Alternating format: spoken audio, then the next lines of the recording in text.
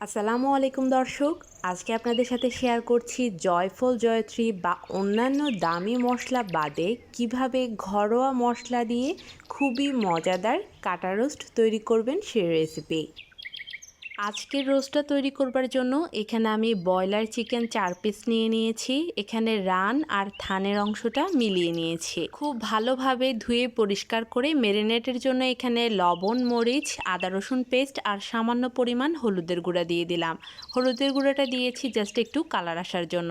এখানে 1 চা চামচ করে লবণ, মরিচ আর আদা রসুন পেস্টটা আমি ব্যবহার করেছি। ম্যারিনেট করে রেখে দিচ্ছি 10 মিনিটের জন্য। 10 মিনিট পর চুলায় একটা ফ্রাইং প্যান বসিয়ে এখানে হাফ কাপের মতো সয়াবিন তেল দিয়ে দিলাম। তারপর এখানে মাংসের পিসগুলো ভেজে নিচ্ছি। 2 পিস করে ভেজে নেব। একটা পাশ হয়ে এলে উল্টে অন্য পাশটাও ভেজে নিচ্ছি। হালকা একটু গোল্ডেন কালার করে নিচ্ছি, খুব বেশি কড়া করে ভাজবো না। 4 পিস মাংসই আমি ভালোভাবে ভেজে নিয়েছি। এবার একই তেলে আমি দিয়ে দিচ্ছি হাফ কাপ পরিমাণ পেঁয়াজ বাটা আর দিয়ে দিচ্ছি এখানে আদা, রসুন, তারপর বাদাম আর নারকেল সব কিছু মিলিয়ে আমি হাফ কাপ পরিমাণ দিয়েছি। আর সেই সাথে গরম মশলা দিয়ে দিয়েছি এখানে কয়েক টুকরো লবঙ্গ, এলাচ, দারচিনি ও তেজপাতা।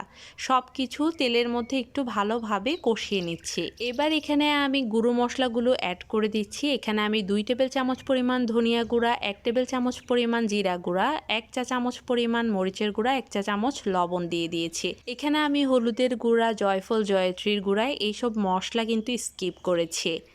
মশলাগুলোকে একটু তেলের মধ্যে কষিয়ে নিয়ে হাফ কাপ পরিমাণ পানি দিয়ে দিলাম। পানিটা দিয়ে আরও একটু ভালোভাবে কষিয়ে নেব। চুলার আঁচটা আমি লোতে রেখে এটাকে কষিয়ে নিচ্ছি। এই রোস্টটাতে বাদাম বাটা আর নারকেল বাটা দেওয়ার কারণে এই রোস্টের টেস্টটা কিন্তু অনেক বেশি ভালো আসবে। তাই আপনারা চেষ্টা করবেন অবশ্যই বাদাম বাটা আর নারকেল বাটাটা দিবেন। আমি এখানে কাজু বাদাম বাটাটা দিয়েছি।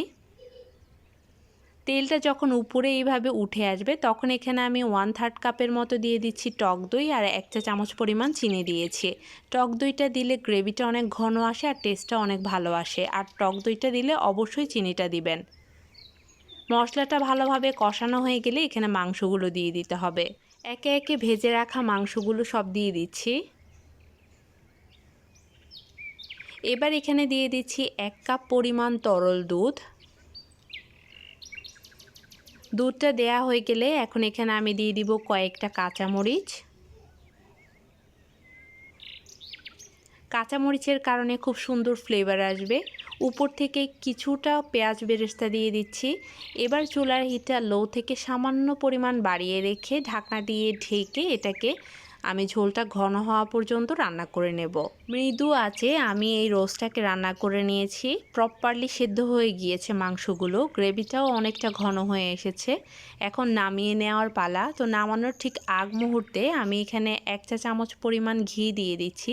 ঘিয়ের কারণে খুব সুন্দর ফ্লেভার আসবে। আর এখানে আমি কিছুটা কিশমিশও দিয়েছি, যেটা স্কিপ হয়ে গিয়েছে। এবার চুলাটা বন্ধ করে আমি একটা সার্ভিং ডিশে রোস্টগুলোকে সার্ভ করে নিয়েছি। দেখতে পাচ্ছেন কালারটা মাশাআল্লাহ করে কতটা সুন্দর এসেছে। এই রোস্টটা খেতে কিন্তু অনেক বেশি মজার হয়েছিল। আজকের রেসিপিটা যদি ভালো লেগে থাকে তাহলে অবশ্যই একটা লাইক দিয়ে যাবেন। চ্যানেলে নতুন হয়ে থাকলেই সাবস্ক্রাইব করে দিবেন। সবাই খুব ভালো থাকেন, সুস্থ থাকেন। আগামীতে আরও নতুন নতুন রেসিপি নিয়ে হাজির হয়ে যাব। সেই পর্যন্ত আল্লাহ হাফেজ।